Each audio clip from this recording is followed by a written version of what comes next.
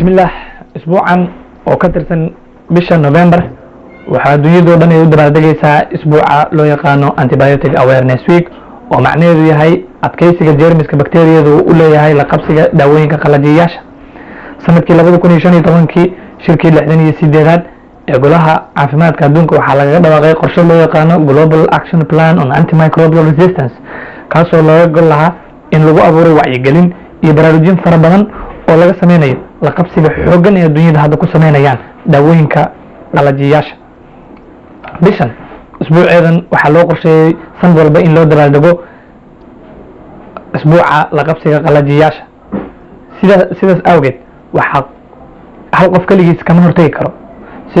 kor loogu qaado wacyigelinta barnaamijkan waxaa u baahannahay dadka ka shaqeeya caafimaadka bulshooyinka dadka caadiga ah qof walba in uu kor u qaado in uu ka hadla arrintan bakteeriyada sidaan ognahaba waa wax ka mid ah nolol maalmeedkeena caadiga ah sida waxay ku dhex nooshahay biyaha waxay ku dhex nooshahay dabeesha waxay ku dhex nooshahay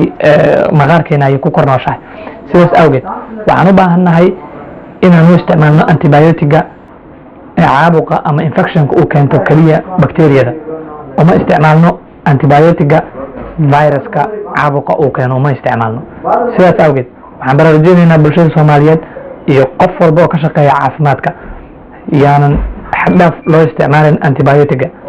lana isticmaalin antibiotic una qorin dhakhtar antibiotiga looma isticmaalo hergabka ama caabuqa ama sancuranka waxay Soomaalidu u yaqaanaan